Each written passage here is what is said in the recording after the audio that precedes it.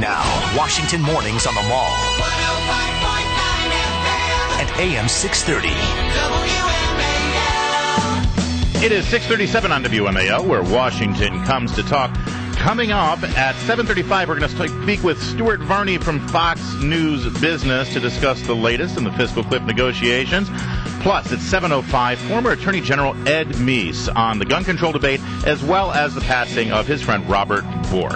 I'm Larry O'Connor alongside Brian Wilson. Good morning, Brian. Good morning to you, Larry. Good morning to everyone out there listening. We've got to talk about a story that we have followed sort of relentlessly since it happened, and that was the attack on our consul in Benghazi that led to the death of our U.S. ambassador and 3 other brave Americans. The State Department has been conducting an internal review of this matter, and over the last couple of days, that report has now become public, and there have been some ramifications of that report. I've said earlier that 3 people had resigned from the State Department, but is now up to 4. Joining us on the line is Eli Lake from the Daily Beast, who covers these issues and other national security issues. Eli, thanks for joining us here on WMAL. And thank you for having me. All right, so let's talk about what the report said, first of all, because it was, although they never really pointed and said that anybody had breached their conduct or had breached their duties, they did have some very harsh things to say about certain people at the State Department. Well, the classified report got into specifics. Oh, really? Yeah, I mean, well, in terms of the individuals, but the unclassified report would not name anybody. Why do you think that is?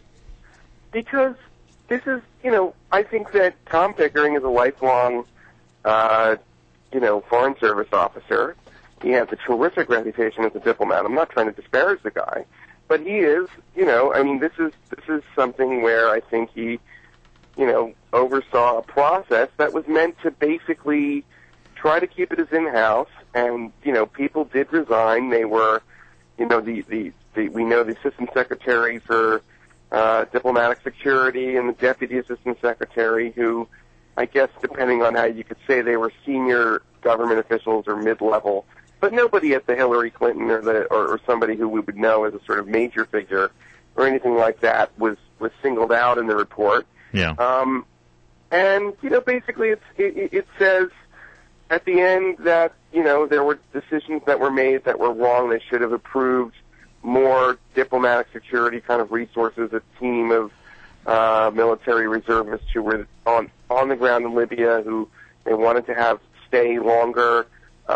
They said that this team, should not have been rejected. They said that there should have been more coordination of who was responsible.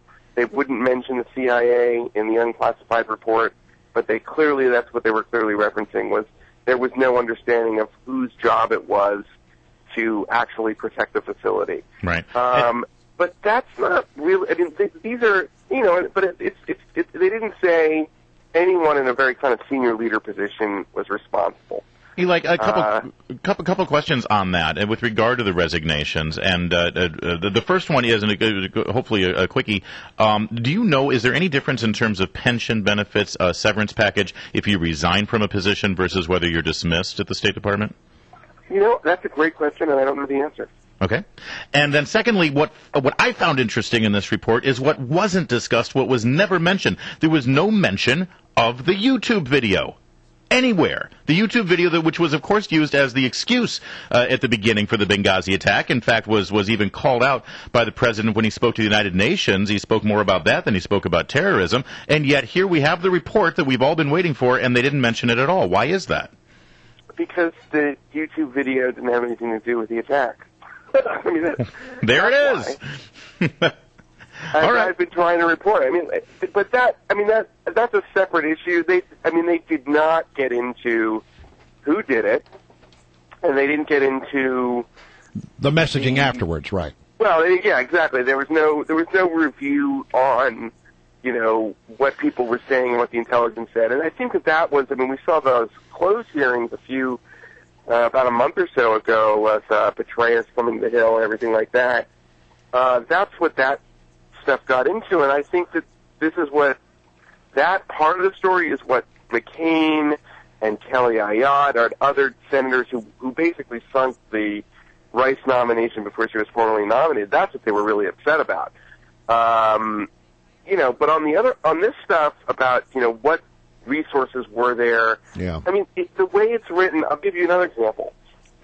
It mentions inside the actual unclassified report the string of events that happened in the 3 months leading up to 9/11 this year. Anybody reading that would say, well, it looks like there's some terrorists in Benghazi and eastern Libya that want to attack Westerners. I would imagine the U.S. CIA base / diplomatic facility is probably vulnerable. But then it also makes clear there was no specific tactical warning that there was going to be this kind of attack on the anniversary of 9/11. And so you could read that, and it's enough of a kind of quote from the report where you would say, well, it wasn't really an intelligence failure. Right. When in fact, it was. With all of the other incidences and warnings in things like Facebook that happened, leading up to 9/11, they may not have said, hey, we're going to attack your embassy, at 9:30 p.m. Right. Or we're going to attack your, you know what I mean? But there were signs. Something there. I got to get into one other issue. There's going to be testimony on Capitol Hill about this, but the testimony will not be coming from the Secretary of State, who apparently has got a stomach bug and apparently bumped her noggin. What do you read into all that? Well, this looks like it could have been the last testimony as Secretary of State that Hillary would have made before she retired. A lot of people think that there's a chance that she's going to try to run in 2016, and that's so this testimony would have been video, that would have been archived on the internet, that anybody could have cut in an ad for primary season or political season if she indeed did that. So I think that's the subtext a lot of people are thinking. Do I know that? I mean, I believe that she really did hit her head, and I believe she really did have a stomach virus, and I can say, she does have a kind of relentless schedule, but, you'd have to think that there is this political issue kind of hanging over that. Eli, you use one of those really cool things that journalists do when you say some is speculated, some are saying. Let's be clear, it's not just crazy right-wing fever swamp people who are speculating that the Secretary of State would prefer not to do this testifying in front of Senate.